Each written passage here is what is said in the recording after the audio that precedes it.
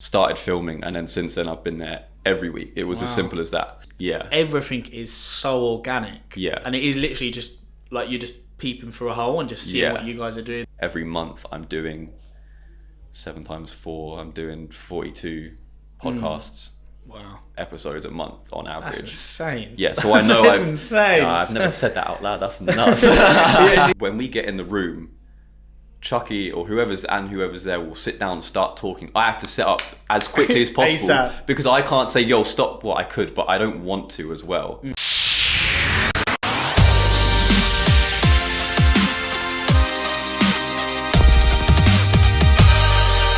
What's up, guys, and welcome back to the EGGSPlosive podcast with myself, Reese, aka EVPRO. This week I'm joined by a very special guest. I'm super happy to get him on the podcast. When I first asked him, I didn't actually think he'd say yes. It's going to take a lot more convincing. So I'm super happy he's accepted to come on. And here we have Mr. Calum Root. I'm happy to be here, bro. Happy to be here. Awesome, man. It's cool to have you on the podcast. Sort of, obviously, you work in the whole podcast space, so you're obviously aware, of all different bits and pieces. But it's sort of I think before we actually start and jump in, some people may know who you are, some people may not. Sort of explain who you are and what do you do. Yeah, well, like you so lovely introduced me. I'm Calum, and I produce a lot of podcasts. I'm probably mostly known for Halfcast Podcast with Chucky and Poet. But I work with people like Adenuga, producing shows for her, and like a bunch of random people, really. Like you said, in the podcast world, that's kind of my little niche. Yeah. Awesome. So how did you sort of get started, within the industry? How did you start out? How did you fall into videography, photography? And sort of like, what is your backstory? Yeah, falling is definitely the way I would describe it. I didn't intend to. I actually wanted to be a DJ as I was like coming up. But I had a bit of skills and like with my camera, a bit of photography stuff. I'd taken it in school for a year and like really, really enjoyed it. So I actually asked a DJ that I knew if I could like just do some work with him to get my foot in the door. So I started doing it on social media and started going everywhere with him, taking pictures and whatever. From there, that grew more on the social media side, but I was also doing the photography and videography quite a lot as well, just as kind of like a package thing. Yeah. And then, it grew like, I don't know, I didn't really expect it to. And over after a while, it kind of grew more into the videography thing, and then less social media marketing, more videography. But yeah, fell into it is definitely how I would describe it. Yeah. Awesome. Okay, so you say like the DJ, but I had exactly the same route. So I started off in like doing videos for like YouTube and stuff in like 2010, like just little stuff when I was in like, year like 9, year 10, year 11, then got to college or got to sixth form, didn't really pursue it any further because the courses weren't really what we did, like a media course, and all we did for 2 years was like theory. I was like, this is just like the only way I'm going to learn is like, don't get me wrong, the theory helped, like doing treatments, proposals, storyboards, but you're just like, I feel like the theory is mostly helpful when you're actively in that field trying to do something. So like when I started my company, I was still at uni, and that's why for me, I feel like I was getting so much from the course that other people on the course weren't getting, because I was literally putting it into practice like that day or like that week, or I would go to uni and be like, how do I do this? Or like, what is this procedure?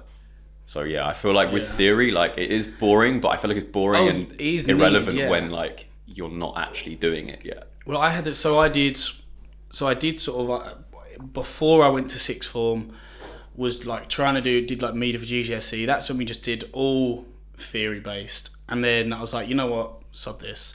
I was starting to DJ, same sort of thing, was doing all like my local circuits around near me. So I was already in the nightlife industry from like 17, because I played all the under 18 circuit. Same. So after the first year, I basically tried to do a course at sixth form in radio. So I thought DJ and radio, it goes hand in hand. Realised after a year, I hated it. So I tried to go do it at a different college. Sixth form just weren't for me. Oh, you hated sixth form, or you hated the course? Didn't like sixth form, and the course we were doing wasn't. It just was, again, based all around theory. It wasn't really what I wanted to do. So changed, went to college, thought, they've got an actual proper radio course here with their own radio studio. They do a radio show once a week. Cool, jumping on that. Turn up to it. Sorry, we haven't got enough people to sign up, but we've got TV and film available. I'm like, okay, well, that's what I was interested in from the start, so let's go down that. And at this point, where I'd already sort of had that theory, I was the same. I started up my business when I was in college. We had access to all the equipment to hire for free, so I just rented all the equipment out every weekend and started charging people for jobs until I got banned. And they were like, "Oh, did they clock on?" They clocked on, and they didn't like you doing that. Well, because I would rent out so much equipment. No one else would come to like projects, and I'd have like 2-3 cameras hired out, all the lights hired out. So I was going out filming in clubs and all this, making money, and they were like, yeah, you just can't hire stuff anymore. So then I actually spent them, because I was so adamant not to buy my own camera, because I was like, if I can get it for free, I'm not gonna. Definitely. Each week it would change. One week I'd have like a DSLR, and then the next would be like some massive Sony on the shoulder hand, like candy cam with tapes, and yeah, it's a nightmare. But the theory came into practice then. So when it come, I think I finished my course like 2-3 months early, because they were like, we can see you've applied it to an actual business. Like you've pretty much you've created your own job out of the course. So, which is ultimately what you're going into education for. So it's quite interesting. There's quite a few people I know that do photography, video, started in music, and had that passion for music, and then sort of crossed over. So how did that transition where you sort of, how did that sort of happen between the music and then moving to like the video? Was it just sort of gradually, or was it sort of more like you know what, I actually want to try a bit more visual stuff now? It's difficult to say, because I can't remember a point where I was like, yeah, cool, let me do videography. But there was definitely a point where I was like, yeah, cool, let me start a business. Because that was never in my mind to do either. But I was in like my second year of uni. I studied music at uni. I studied music performance at Westminster, which was a sick course. And one of the modules I took was a business module, like a business and music module, and it was cool. But by then I'd already kind of been working in the industry for like 2 years basically. That's a lot. You can't put a price on that experience. No, not at all. And I think I was asked to like do a presentation or something like that about an aspect of business in the music industry. So I just did it on myself and like what I'm doing. And I gave this presentation, and the lecturer loved it. Like, he was like, this is sick. He asked if I can give it to his other marketing students in the year above and the year below. So I ended up like teaching a little bit, which was nuts. And I still do that now. Every now and then I go back and teach. But there was definitely that point where he came to me and he was like, yo, you can actually do this properly. Like, I think you should try and do this for more people.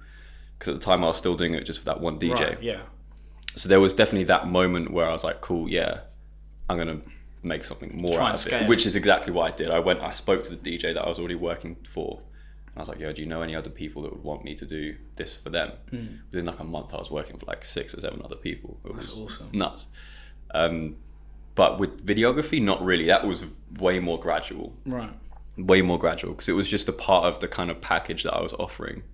And then over time, I fell more in love with that than social media. Yeah. So what sort of services was you offering like the DJs when you were first, building your like business up, building your company up? It was very simple and like rudimentary. It was just, I'd go with them everywhere to all their gigs, which was great for me. Great experience, great like to see. Great to meet people as well. To meet new people, and also have fun while I was doing it as well. All I was doing really was just running all of their accounts. They were all well established. Yeah. None of them were like starting out. Right. In fact, they were all from the garage scene, basically. Because the original DJ that I started working for was Spoonie. I don't know if... Yeah. Like legend. So he introduced me to a bunch of other people that he came up with. So they were all already very active. Yeah. So there wasn't like, I'm starting this person out or anything like that. So it was more just kind of keeping them up to date online because they're all terrible with that stuff. So it was just posting, scheduling stuff, coming up with ideas of different things that they could post. Just keeping it active. Yeah. Honestly, just keeping it active. It wasn't anything like reinventing the wheel. It was just, it was honestly just, a lot of the time it was kind of like being on their back a little bit about post now. But instead of telling them to post, I would just post for them. Right. Because I was there getting all the content for them and all that sort of stuff. That's pretty much what I do now. Exactly. That's a position like I've moved in. And then I did that for a very, very long time, to the point where I was also contracting for labels as well. Oh wow. And I worked quite closely with Island Records for a while, which was another incredible experience, eye-opening to say the least. And yeah, just very similar to what you're doing now, to be honest. Basically the same thing. Awesome. So how many years would you say that you've been, really, so, or out of uni actually, was it sort of, once you came out of uni, did you like have to get another part-time job, or had you sort of built your company or your business up to that stage where you were fully self-dependent on, the career you wanted to do, on the, the tasks that you'd set? Well, at the time when I was in, like, by the end of my second year, like, I had no intention of this happening, but the business was really taking off. I was making very good money, especially for a student. I was working my arse off, don't get me wrong.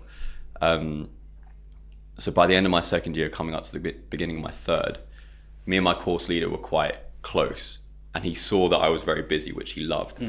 And he was like, look, I'd rather you not do your dissertation this year, come back and do that in a fourth year.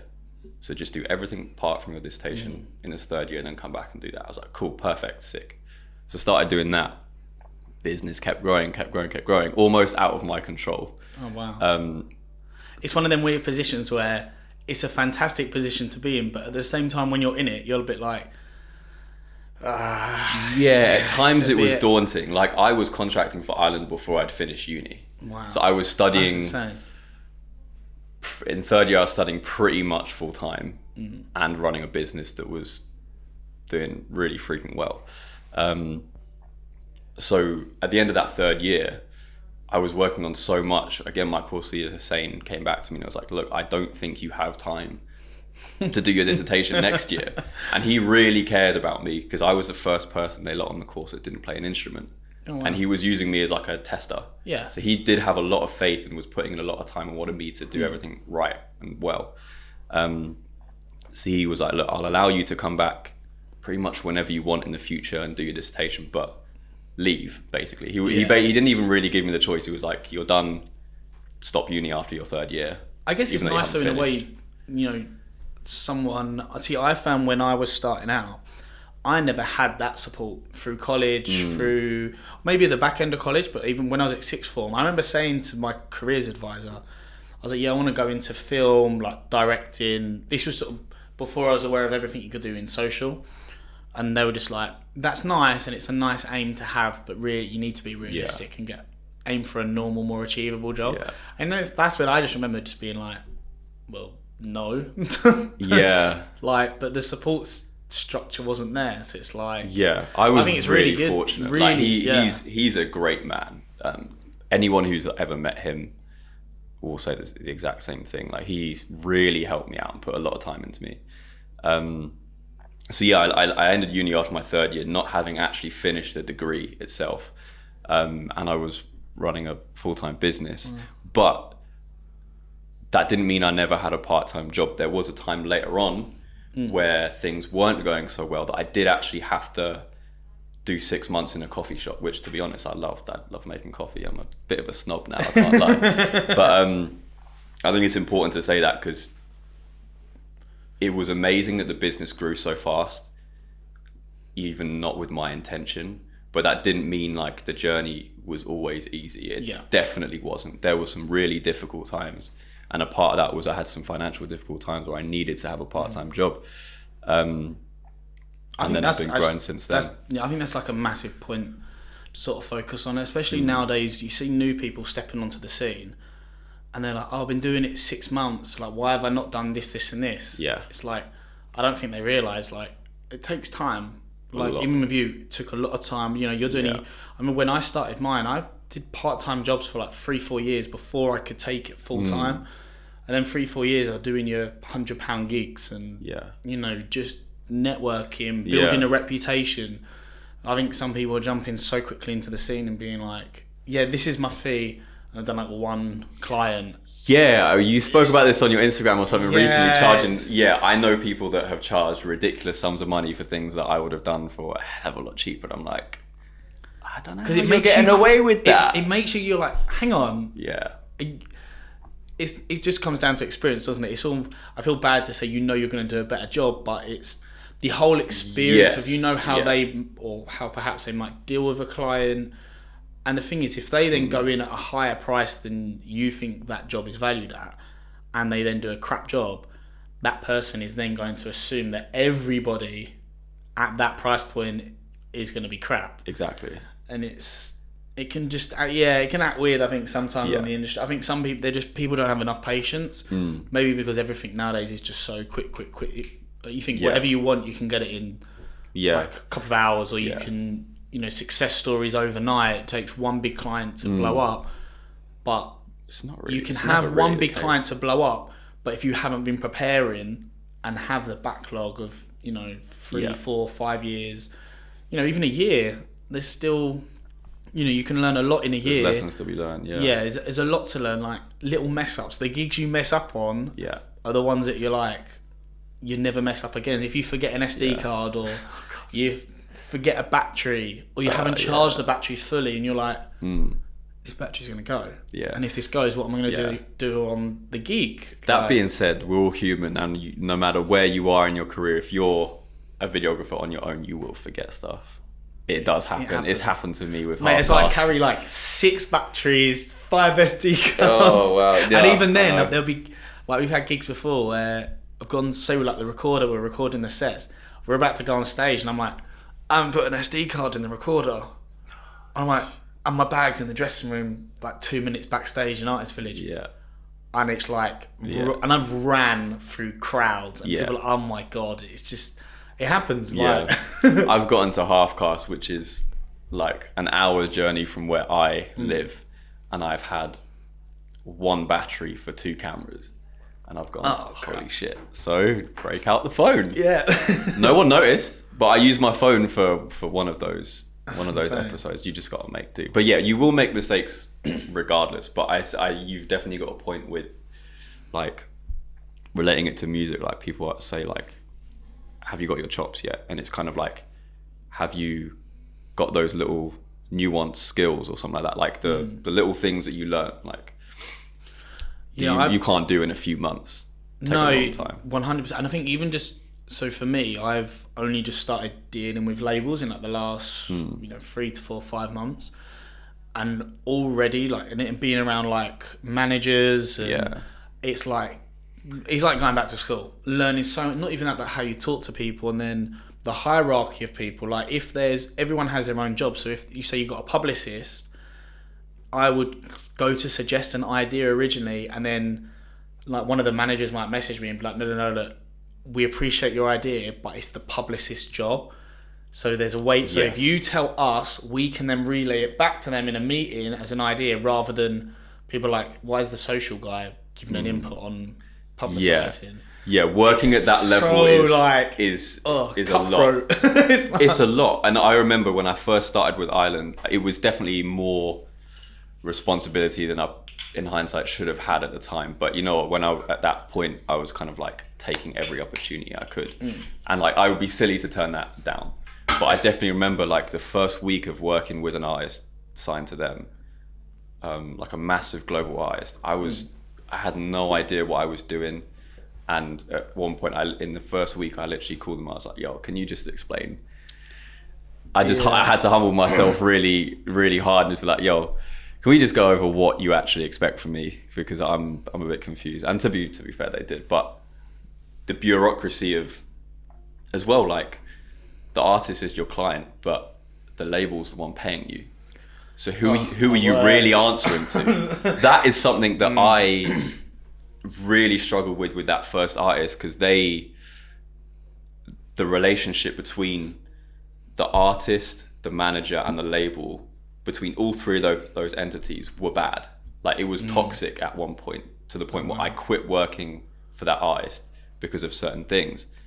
And I really struggled to figure out like, who am I actually like responsible for? Who do I? It's a very weird situation. I mean, I've never had it in a toxic scenario, but you know, being in a situation where, as you say, you got everyone has one main goal, is obviously to help that artist grow, but at the same time, everyone's got different targets, different ideas of how to do it. Yeah, exactly. Yeah. So you've got like the artist who might want to do it this way, management saying no, but this way, and then you've got the label doing this. And then when you're like middleman to everyone, you are literally in the middle, because like, everyone's expecting you as the social guy to execute certain things. So all these three entities are coming to you to do it, and you've got to go, wait, which one am I actually going to do? And try to please everybody and take bits from everyone without, you know, upsetting anyone as well. Yeah, because you upset one person and then you're gone. Like, it's that simple. It's an interesting thing to I didn't realize you'd had sort of that, you know, that sort of time, you know, in the music industry and working through that. Yeah, the podcast thing came a lot later in my short career so far. So obviously you've had some jobs, and then you had your part-time coffee job, but you're still building the business. So did you finish uni? Did you complete it? No, I haven't done my dissertation yet. I still don't have a full degree. No, I would love to do that as a personal achievement, but it's not going to benefit me in any way. I guess because I've started a path myself, and that's, Okay, cool. So leading on sort of from that sort of the music thing, and now moving into sort of, you know, where you're working with, you know, Chucky, Julie, Poet. How did that sort of come about, and how did you meet them guys? Yeah. Chucky's the best person to start with, because he's the one that kind of opened up so many doors to me. And if you don't know who Chucky is, for anyone who doesn't know, he's the guy who hosts Halfcast. So I've found out who Calum was by, I can't remember how I even come across Halfcast Podcast. I think it might have been. I remember the first time I clocked who you were, you left a comment under a post that I did on my profile. Yes, because I think, so I'd been watching it a while, and I used to have it on while editing, and I just thought, I wonder who films this, and then obviously clocked at the end, obviously where you know, tags and are. And this is a thing I tell people to do if you want to connect with people. So I went on your page and then just started commenting on some of your stuff. Yeah. Like, actually. Yeah. And then like we started chatting, and you know, met up eventually. And that's that. But the weird thing is I realized, because I'm a big fan of MK, one of your like clients, and I've realized I've been watching your stuff for the longest time, bro. The longest time. Had no idea who you were. No idea. But I'd seen your stuff so much. Like, it's crazy how that works. It's mad how that works. But yeah, going back, I met Chucky through working with that artist at Island. Right. He was that artist tour DJ. Gotcha. And I would, as I said, back then I was like, the videography and the photography was a big part of the package that I was offering. So I was in the studio almost every day with that artist. And Chucky would be coming through every now and then. I remember we like spoke briefly. I already knew who he was because I'd also been working events. I've been working for a promoter for like a student events company in London as an event manager, and he was close with them, and he was DJing for them every now and then. So I'd seen him before. So one of them industry people that you just know. You don't talk to loads, but you're like, oh yeah. We never met. Oh right, okay. But I had seen him from afar, because I'd be running at the events. So he would walk in, I'd see him walking in, and if you know Chucky, he's very short, so you can't really miss him. So yeah, we ended up talking. He mentioned that he did a podcast with Poet. And that he had the idea of like going visual, because at the time it was just audio. Oh right, so they started out just audio, no. Yeah, at that point it turned out they'd been going on for like a year and a half, I think, already, but just audio only. So we spoke about it, and I was like, yeah, cool, let's try it. Nothing came of that for like 6 months, and then we bumped into each other in a club a while after that, and then we're like, yeah, you know what, let's try this. So I came down to the studio the next week or whatever when they were recording, started filming, and then since then I've been there every week. It was as simple as that. So it's just one of them things that just kept rolling on. Yeah, definitely. And I mean, like, we started putting out the episodes on the 100th episode of the podcast. Right. Oh, wow, so they'd really had a backlog sort of behind him. That's when the first visual was posted with JME on the 100th episode. We're now coming up to the 200th next week. Wow. But I had been recording the podcast since like 80. Right, gotcha. Me and Chucky are quite similar. Like I think we both understood that if we were going to do this, it would be long term. It wouldn't just be like a couple episodes and I'd leave or whatever. So we wanted to make sure we had everything like nailed in. So also I was learning a lot because I had never shot with more than one camera. I was just using one camera. It's a lot more to, even today we're only shooting with 2 cameras. Yeah. But it's like, because I don't have anyone running this. You don't know if they're recording or not. I hope that and was after 5 minutes you said, wait, let me just go check. Exactly. Yeah. So like there was a lot of like little things, like agreedably not like massive things, but small things that we wanted to just like figure out or whatever and decide on. So I came on that like 80th something episode, was recording for all that time, and then it got to the point where we're like, cool, yeah, we're ready, we're confident enough in like the setup and in the process as well, because the turnaround time is very quick. I have to get them edited and out in like sometimes like a day or 2. Yeah, because you guys speak quite on like current subjects, don't you? Yeah. So where, say, this is more like an interview, a conversation, you know, back and forth. Yeah. Your guys is more sort of like conversational, isn't it? You can Very, speak about yeah. a variety of subjects. Yeah. Is there sort of a structure to it, or is it more like, okay, what should we chat about today? Or obviously, if a big, you know, event or something happens, or a conversational subject, then obviously you'll target that. Yeah, like when certain things happen, like when the Grenfell Tower incident happened, we only record like 5 minutes down the road from that. And a lot of the people around us and involved in the podcast are in that area. So that hit quite close to us. So when that happened, we knew the next day would be like a 4-hour long conversation about that. But typically that's all of Chucky's, like the conversation stuff, that's all him. And I know that he has plans and ideas in his head, but that is really where I don't touch that. Yeah, like you let him take control of that. Yeah, not even let him. Like it's not like I'm there to like say, oh, we should do this or whatever. But I have complete trust in him and faith in him to know what he's doing, and likewise he does with me. He doesn't really question anything that I do now because he knows that I'm in the right mindset. It's a great relationship to have. It is a really good yeah. relationship. Like we have complete faith in each other. So I could tell you that he has plans of like what topics are going to be, but I couldn't tell you like what they are. I pretty much turn up on the day unless there's an artist here or some like guest. I don't really know what's going to be discussed most of the time, but I know that he has that on planned out. Yeah, he's a very thoughtful guy. Like he goes through everything in his head quite a lot. Yeah. Oh, cool. So how did you? So obviously through meeting Chuck, did you meet Julie through Chucky? Yeah. And then because obviously you're filming quite a lot now for her, you know, her sort of content. Yeah. As well. Yeah. So the first time I met her was when she was a guest on the podcast a time ago. She's been a guest a couple times since then. Yeah, I've seen quite a few of her episodes. Where she's come on.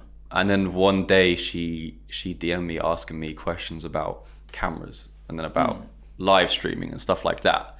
And then she was like, oh yeah, so I want to do this like live stream show where me and 2 guests like debate the top 5 tracks of like a certain artist. And I was like, all right, cool. So she just kept DMing me like every like few days or whatever about questions about setups. And then she was like, do you want to produce this? And I was like, hell yeah, of course I do. And she was like, why didn't you say? And I was just like, I'm not someone who really likes to push myself on them. Like I try and let things happen as naturally as possible. And then so originally it was supposed to be a live stream, but we did some pilots. We did one really good pilot of a live stream, which was great. But I think both of our ideas for what we wanted with the show just started like increasing, and realized that doing it as a live stream wouldn't be as like viable. So we're like, yeah, let's just do like a show. Let's do a proper like recorded, produced show. And that's how that kind of expanded like that. But yeah, no, I met her through the podcast. Same with obviously Poet as well. Yeah. Met him through the podcast. Yeah, because you're now doing Poets and... Yeah, so Poet and Vuj. I always pronounce it wrong. Yeah, so Poet and Vuj have a channel now, and I'm producing their podcast and like helping them run the channel, because Vuj has a channel, but he doesn't really upload on it a lot. Right, okay. And Poet's, I don't think he's ever had a YouTube channel of his own. So they're both like quite new to like how technically it works behind the scenes. So I'm helping quite a lot with that. So sort of leading quite nice actually. So in sort of terms of the podcast, you know, that you produce and shoot, how much of the back end are you sort of dealing in terms of, you know, posting schedules? Okay, we have to film this day. Okay, we're going to post on this day. We're going to post at these times. Yeah. You know, more, I guess, so with like, you know, Vuj and Julie, how much sort of input and role are you having that, and how much goes on sort of, you know, pre and post production? Yeah, it's definitely different with every project. With Poet and Vuj, they are, as people, quite like, I want to say spur of the moment in a sense. They're getting better with planning now because they're doing everything themselves for the first time. But I'm not too involved in the pre-production of that at all. But post-production, well, production and post-production, heavily involved with. So like scheduling all of that. That's a lot of that is me. And like on the complete opposite end of the scale with Julie, everything is me. Right. Okay. Pre-production and post-production, all me. We're making decisions together on certain things, but I am producer and director of Top 5. Right. So I'm sourcing the venue, staff people to help me, shoot day schedules, and then all the way to on the day running everything, making sure everyone's doing what they need to do, and then past that, scheduling, making sure we're getting everything done in good time, social clips, thumbnails, everything, all me. And then you kind of got Halfcast, which is like, it's hard to describe that one, but that's just kind I guess of like, more sort of like your production side of things. And then yeah, do the posting, do you guys have set times for posting, or is it more sort of when you have stuff? For Halfcast? Yeah. No, for Halfcast, yeah. 12 o'clock midday every Wednesday, Friday and Sunday. We've never actually said that. But that's sort of the general plan that you guys not even general. well, like that is a strict plan since we started posting. But we've just never said it publicly. I don't really know why.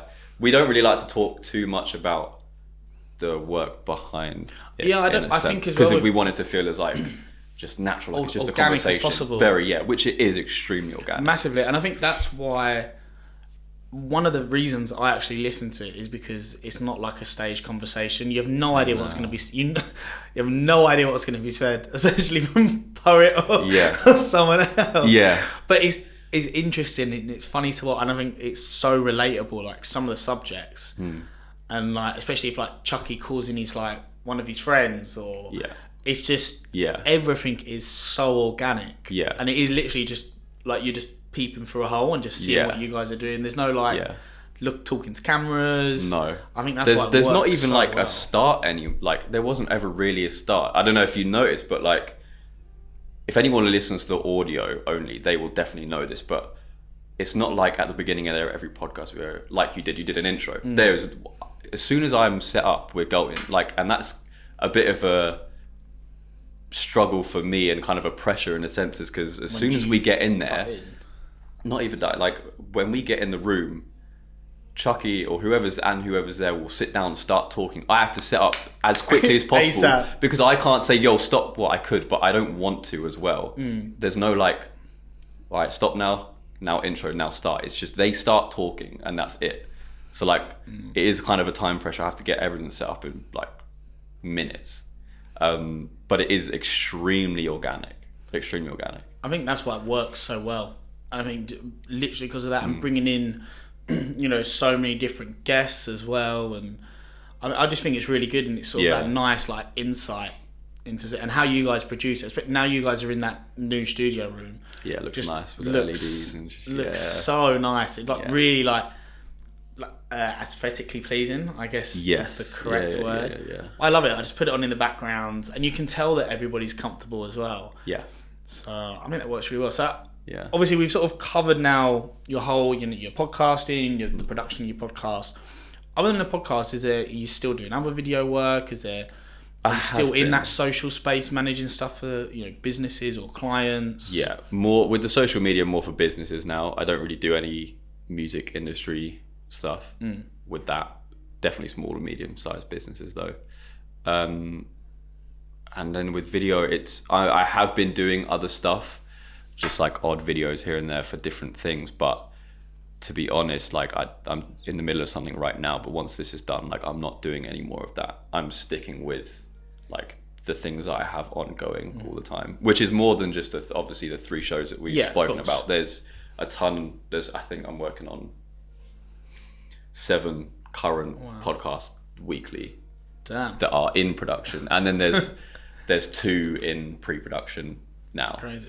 I remember seeing on your Snap like a few weeks back where like you're shooting a podcast and you sat there editing another podcast, and then you're like in an Uber to another podcast and you're editing another podcast. Yeah, it's nuts. Like some days, like there is, because obviously like the publishing schedules are rigid, and I'm someone that I will meet that deadline no matter what, even if I'm up to 4 a.m. But then there's some days where like everyone wants to shoot on the same day because we don't really have set days for many of these things, especially Halfcast. It's just when everyone is available. So yeah, sometimes I do have to edit while I'm recording another, and then on the way to another one, edit another one or whatever it is. Yeah, it's nuts. Yeah, I remember seeing in one of, I think it's obviously the podcast that you were editing in with your headphones on. Yeah. And like, I can't remember, I think it's one of the guys, I think Dan asked you a question, and Chucky's like, no, he's locked in right now. Yeah. He's editing another podcast. Yeah. That was, I think we have Morgan Keys, he manages Western. He was a guest on, and Poe was like, yeah, no, he's not. Yeah, because I think that's because I was flying to Cyprus at 6 a.m. before Cyprus so break. I had for Cyprus Break Festival, and I can't remember what I was editing while I was recording Halfcast, but I was editing something else, and then in the Uber on the way back home I had to edit the Halfcast episode that we just shot, upload it, and as soon as I upload it, go to Luton and catch a flight, which was nuts. It was horrible. Well, no, it's exciting. It's cool. I do like it. Yeah. It's nice to just like go crazy. It is sort of cool. I think I've been in that situation where it's so just run, gun. I love it, and it's like constantly on your toes. And I've had, especially through summer when we're like on tour, that must and be it's like relentless. Come back by the time. So let's say you land at Heathrow at, I don't know, normally they're evening flights, like 6 p.m. All right, so I've got to get a 2-hour train home, so 2 hours back. By that time, it's like 8, 9. Okay, order takeaway, throw the clothes in the thing. Maybe like a day of editing where I've got to do like 3 projects, and then it's like we're at the airport again, 8 a.m. So you need to be in bed. I have to leave. I have to wake up at say 4 a.m.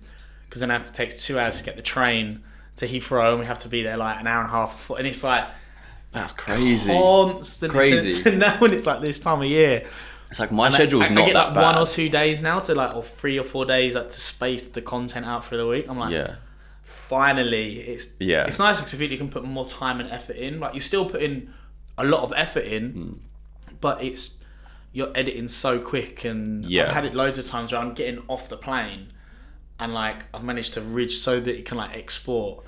And I've like jammed the USB in, so it's not. It won't close. I just hid it in the seat, and then I'll get off. I'm just holding my laptop. Yeah. Like, come on, explore. Like, I think quickly airdrop to my phone. Up the minute I got data, upload, and I think you'll probably relate to this, but being as efficient as possible with your time and your computer. Like my computer is never off. It doesn't stop. Like if I'm not on there working on it, it's exporting something.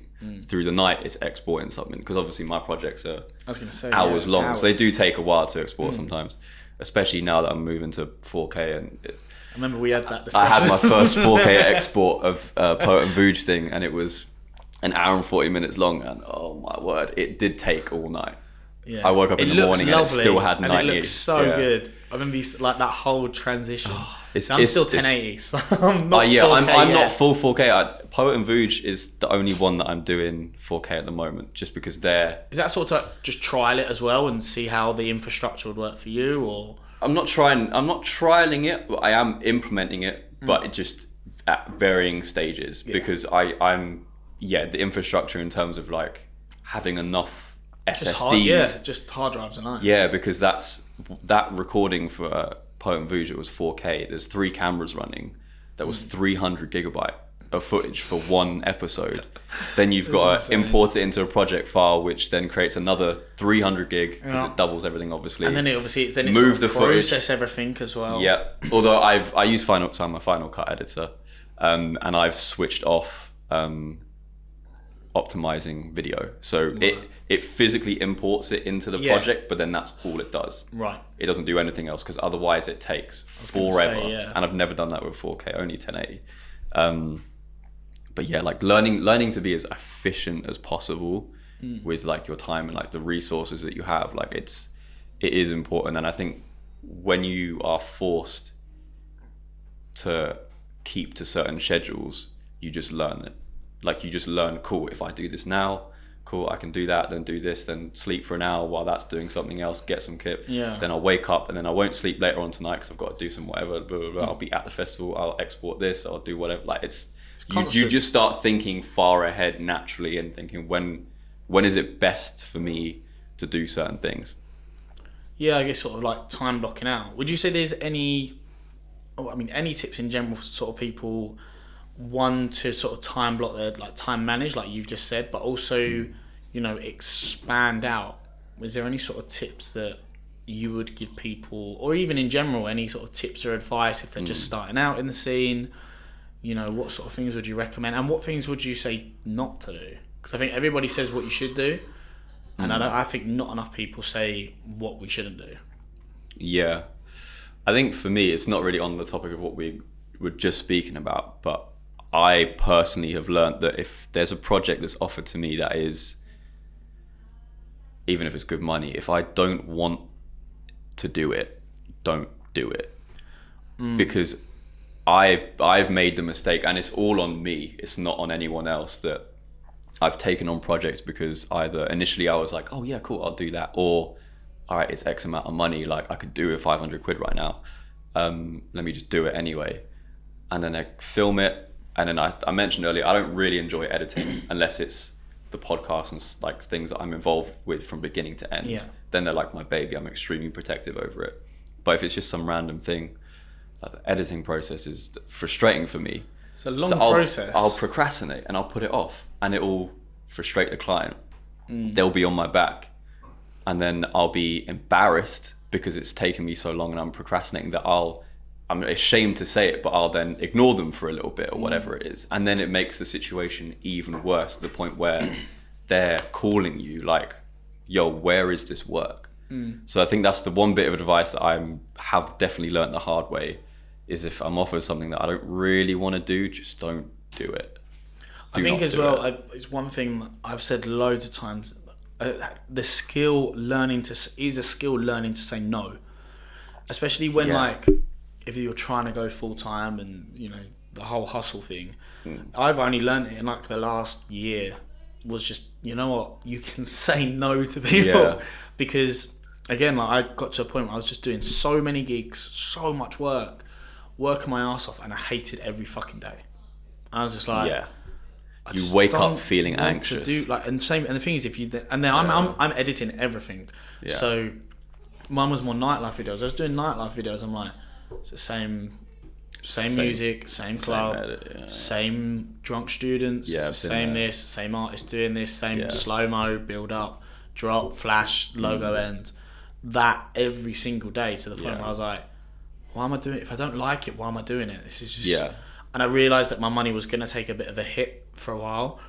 And to be fair, I actually didn't. When I finally decided, no, look, this is what I want to do. This is a route I want to go down. And then it sort of opened up even more doors. I think people are so scared to say no. But obviously there has to become a point where you want to get a lot of jobs to build up your experience. But if there's a job you're not going to want to do, then as you say, don't do it. And especially even more if it's a new client, because then you're not going to do your best work. 100%. I've heard you say that before, and you're entirely correct in that. 100%. It's like if you're only going to do your best if you enjoy it. Like if you have a project that you're going to enjoy, it's going to be easy. It's like, because everything's just going to flow easier. You're going to communicate better with a client. You're going to want to edit it, for starters, as well. 100%. 100%. Awesome. I had a question as well I put out on Instagram, a few different bits. I think this sort of applies to me a lot, but I think it applies to you as well. So it's, do you prefer working closely with clients on the whole process, so like the content distribution, the marketing, as opposed to simple one-off jobs where you just deliver the product? So we sort of already covered it, but do you sort of prefer sort of being involved in that whole process, or has there been times where you're like, I'd rather just get the job, get paid, and boom, go, never see him again? Not all the time, but definitely now I want to be involved in a project from beginning to start. Like the whole creative process. Everything. I find that very enjoyable. Like I do actually like the business side of this industry, weirdly, even though it's the biggest pain. I do find that really enjoyable. Like I think in long term for me personally, I don't see myself staying necessarily as a videographer, but definitely transitioning somewhat into more of a business head position. Yeah, where probably still most likely still working in this industry, but more behind a desk in a sense, because I like bringing people together, bringing projects to life and resources and connecting dots and stuff like that. I really enjoy that. So for me, I do much prefer working on projects beginning to end, and also ongoing as well. Like one-off clients are like fine because it's usually like good money. But long term, for me, I'd prefer that. Also, business wise, it's good because it's recurring revenue. That's not the main motive for me doing it, but that is a nice side benefit, is that I know every month I'm doing 7 times 4, I'm doing 42 podcasts. Wow. Episodes a month on average. That's insane. Yeah, so I know That's insane. I've never said that out loud. That's nuts. You actually sit there and work out. Dude, Yeah, that's crazy. Actually, crazy. I've never. Oh my goodness, I've never figured out that number before. No, not that many. I'm being an idiot. It's 28. That's still like one a day. Yeah. That's insane. Yeah. 28 podcasts. I mean, that shows how important your time management has to be. Yeah, As but well. I would say that yours is probably more on the difficult end because you're traveling a lot in between. I'm not really. It's all in London, so it's different. But yeah, so I know every month I'm doing roughly X amount of podcasts, so I know I've got X amount of revenue coming in, which is good security to have. But on a personal level, I like the fact that me and Chucky have built Halfcast up from literally nothing to now 60,000-ish subscribers, and having 100,000 people plus every episode listening or watching, which is like crazy. I think the fact that when you guys set up your live show, how quickly that I did not expect that to sell out so quickly. So we announced a live show while I was in Cyprus. The venue's like 400 capacity, which is not huge, but I was like, cool, that's a decent size, nice show in Leicester Square. The thing is, you don't know, your listeners could be all over the UK, all over the world. 400 people in London are still quite a lot of people to grab. Well, it is a lot of people. It's not being around the bush. There's a lot of people to grab. So I'm basically putting on the event for Halfcast. Like I'm the one booking everything, running everything. And so I was like, when tickets went on sale at midday, I was like, cool, check that later tonight. And then just out of interest, I went back on the site like 4 hours later, and I was like, there's like 100 tickets. No, there was like 80 tickets left. I was like, this is nuts. And the crazy thing is that there were 2 issues that prevented the tickets from going even faster. So we had scheduled a video to go out. Like I said, we have a video going out at 12 p.m. on a Sunday, every Sunday. But I had made a mistake in the edit, which meant I had to edit it and re-upload it. So it only went out at like 3:30. And at the beginning of that video, there was an advert for the tickets. But by then, almost all the tickets are gone. So our YouTube audience didn't really get a chance to buy them. I think I remember actually Chucky saying, so this is the part we were going to put the ad in, but it's sold out. No need, it's done. It was crazy. And then there was another problem with the website, the venue, that meant you had to follow the ticket link that we put on socials, because if you went to the website on your own, you couldn't find the ticket. It was silly. But yeah, ridiculously fast, sold out in like 5 hours. But me and Chucky were there thinking like, I remember one point I was like, we'll probably sell out like the week before the show, and we announced it like 4 months in advance. And I was just like, oh my days, we sold out in 5 hours. That's crazy. Awesome. It's great for you guys. Nuts. Is it sort of like, now sort of that demand there, is it sort of like, okay, we can potentially do this in other cities in the UK, I don't know, maybe something up north or Midlands. Yeah. Is that sort of like the long term? I'm guessing Yeah. there is a long term plan sort of to it, where potentially it sort of confirms, and now you're like, okay, there's a demand for this. I mean, the idea before the tickets went sold out so quick was definitely to do more shows. I wouldn't say this made us even more keen to do it. We were always going to do it, but I think it's just opened our eyes, like you say, to like, yeah, cool, we've really got something we can take elsewhere and like do on a bigger scale maybe. But yeah, I've been working on shows in Manchester, Birmingham, and then possibly Edinburgh, Bristol for next year, and then ending in London again with a much bigger show. Yeah. Not a tour, so we don't want to do the whole tour thing where it's like we do all these shows in the space of a week or two. Because me and Chucky feel like it's not, the shows are just going to be shows. They're not going to be special. It's an audience just sat in on a conversation, isn't it? Yeah, and also definitely from like Chucky's perspective, the guy who's really like leading the conversations, like he takes so much pride on having good conversations, which is why we'll have all kinds of different guests on, and it's not every conversation is for everyone. And from his perspective, like, how am I going to have 5 amazing conversations in the space of a week? Exactly. Like, that's not saying you don't want to force that. No, hell no. Because then it's going to come across, you want to give people good value. So yeah, it goes against our brand entirely. So we want to have like every 2-3 months we're going to put on a show. So the next one is going to be Manchester, and I'm working on putting that one together. But yeah, like that's definitely the plan, is to do that, and then hopefully build it on more. Maybe do it more regularly than every 3 months. But yeah, because we want to keep the intimacy of like a smaller venue, possibly. Yeah.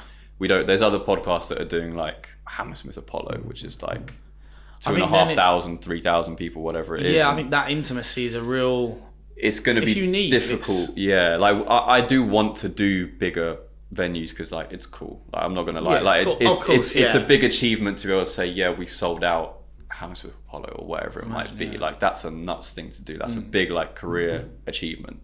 But at the same time, we do want to keep the intimacy. So I'm trying to figure out how we can keep that intimacy, but still offer our audience something to come and like actually watch. As well. Yeah. So I think long term, like we probably will do like bigger-ish venues. We're not going to stick around the 400 capacity mark, but we will probably end up doing them more regularly than filling out, like doing one huge show a year. Yeah. Like probably do 4 in London. I don't know, but that's see what happens, don't you? Yeah, just see how it goes, see how the other shows go. Because of course, as we just said, you want to provide value to the guys that are coming. So 100%. And like we obviously this is the first live show Halfcast has done like ourselves. So we've done deals with like Nike, and I know before I came on board, they did one with Red Bull where we kind of did collaborations of live podcasts. But this is the first one we're putting on ourselves. So we don't really know exactly what we're doing yet. We're still trying to figure that out. So, which is a reason why people were saying the prices of the tickets were quite cheap. They were £15 and £20, which we knew was like relatively low.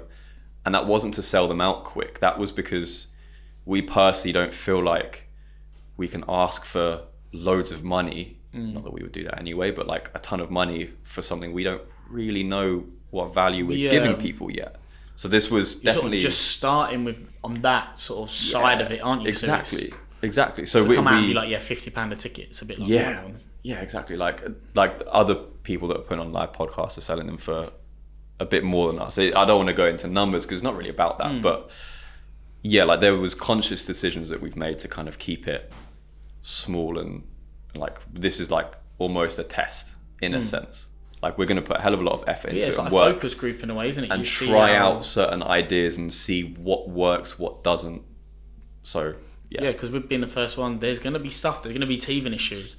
Stuff that you probably can't even predict. There's going to be something that you might think might be super clean sailing is going to end up being like, oh, actually, this is a bit of a. I mean, fortunately, I have a lot of experience in events and stuff. So the reason why I'm putting these on and running them is because I said I was an event manager for like 4 years. I think I was doing that. I was running club nights for like a student event company. So I've got a lot of experience running events. So I know that's the event side. I know how to put that on. But it's more in terms of like the content and how we're going to engage the audience is quite a thing that we're talking about now. because we want people there to be part of the conversation, obviously. So it's things like that we're trying to figure out. Awesome. Sweet. Well, before we wrap up, one question I ask every guest, not where you see yourself in 5 years or 3 years, but where do you see yourself in 18 months? 18 months? Oh, okay. So we're looking at end of next year, beginning 2021. So let's say like middle of 2021, just starting into 2021. Yeah, okay. I see myself in a very similar position. You won't see too much change, but there'll probably be bigger. What I'm doing is we'll just have grown a lot more. I'm in pre-production for 2 podcasts, definitely 1 podcast, possibly a second one, that are quite big. They'll be the biggest that I've ever done there for brands. So touch wood, they come about, they will be the biggest change you will see. But other than that, everything else will be relatively similar, just hopefully have grown and flourished into something even more beautiful. Even more. Yeah, exactly like that. Sounds cringy, awesome. But it's true. It's cool, man. Yeah, I'm not like, oh yeah, I want to be producing X, Y, Z and going here and flying here. Yeah. There's only 2 major goals that I have with my career at the moment. One is for Halfcast to reach 100,000 subscribers, which will happen at some point. So I'm not pressing that. And the other is to have a show of mine that I produce be kind of commissioned or paid for by either Netflix or Apple TV or one of these things. And with that is kind of a plan in the heads of one of our projects. But yeah, that's generally where I want to be. Sweet. So it's your chance. Look into that camera. Anything you want to plug? Anything you want to promote? Obviously, all the links to all of Calum's socials will be in the description. But yeah, fire into that camera. When is this roughly going to come out? Do you have any idea? Oh, don't get me started on podcast schedule. Well, no, I'm not in the next week. No, the one we can't out in the next week. But the aim is within the next, hopefully, 3 to 4 weeks. Cool. All right. Well then, Top 5 season 2 with Julie Adenuga is probably out by now. That is probably the thing that I'm most proud of producing. The way it's turned out has been, I've got to be honest, exactly how I wanted it to, and I'm amazed it's happened that way. So yeah, check that out. That'll be down below. Yeah. And I guess as I say, all socials links will be in the description. Thank you for having me. No, thank you for coming on. I'm super happy. It's the first time we've got Calum. Oh yeah. So this is the first thing I've ever done officially where I've been on camera. I've been in some friends of mine's videos on YouTube, but this is we got you on. Exclusive, man. Awesome. Well, thank you for coming on, man. I really do appreciate it. It's been an awesome chat. Yeah, it's been cool. Hope you guys have taken loads of value out of that. As I say, I quite like getting these guests on where it's not just me talking. You can actually hear other people's experiences and take from that and apply it to your own life. This has been the EGGSPlosive Podcast. Don't forget, subscribe. If you listen on Spotify, follow. Please leave a rating if you can. It really does help. Not that it's going to help me get any further up the charts because I haven't released in about 6 months because summer's been manic. Yeah. But I'm trying to come back. We've got some cool guests. And yeah, hope you guys have enjoyed the podcast. I will see you next time.